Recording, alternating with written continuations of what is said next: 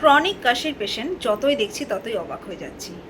পেশেন্টটির অনেক দিন আগে ঠান্ডা লেগে শুরু হয়েছিল কাশি, চিকিৎসা হয়েছিল, ক্ষণিকের জন্য কমেছিল কাশি। তার কিছুদিন পরে আবার সেম কাশি রিপিট, আবার same procedure of treatment repeat হয়।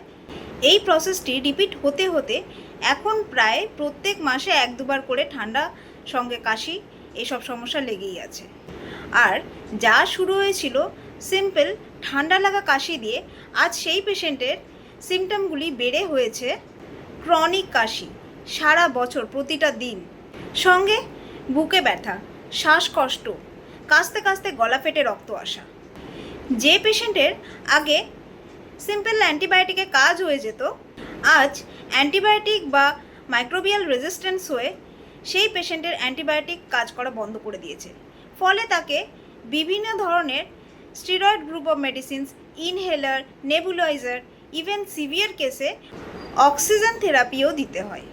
আমার কাছে আসা পেশেন্টদের আসল বক্তব্য হলো, এত সমস্যা নিয়ে কিভাবে চলবো লাইফে, দৈনন্দিন কাজ কিভাবে করব, কাজে যেতে পারছি না, কোনো কাজে ফোকাস করতে পারছি না, সামান্য যে আপনার সঙ্গে কথা বলছি তাতেই কাশি চলে আসছে, আর একটু বেশি কথা বললে সঙ্গে শ্বাসকষ্টও শুরু হয়ে যাবে।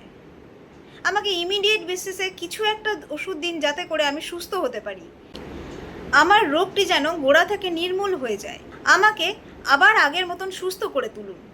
আর পারছি না এভাবে। অনেক চিকিৎসা করিয়েছি কিন্তু কোনোটাই কাজ হচ্ছে না। উপরন্তু এখন যত দিন যাচ্ছে তত দুর্বল হয়ে পড়ছি, কাজে ফোকাস পাচ্ছি না, ভুলে যাওয়ার টেন্ডেন্সি আসছে, ইভেন গ্যাসেরও সমস্যা হচ্ছে প্রচণ্ডভাবে। সঙ্গে 3-4 মাস ধরে যখন তখন মাথাও ঘুরে যায়।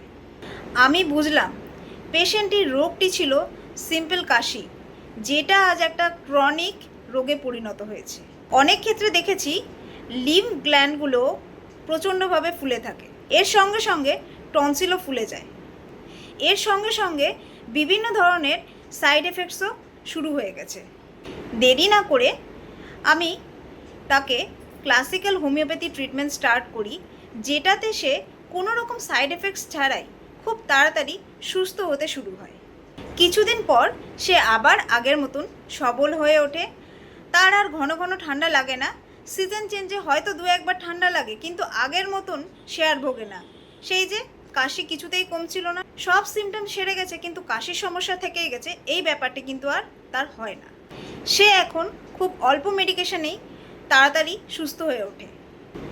এই ধরনের প্রচুর পেশেন্ট সেরেছে যারা নিজের হেলথকে প্রায়োরিটি দিয়েছে ও তারা পুরোপুরিভাবে সুস্থ হতে সক্ষম হয়েছে। তাই এবার আপনাদের পালা। যদি আপনিও নিজেকে প্রায়োরিটি দেন তবে প্রপার ক্লাসিক্যাল হোমিওপ্যাথি ট্রিটমেন্ট দ্বারা আপনিও সুস্থ হতে পারেন। এরপর আপনার চয়েস, আপনি কি চান, কমানো না সারানো। ভালো থাকবেন, সুস্থ থাকবেন।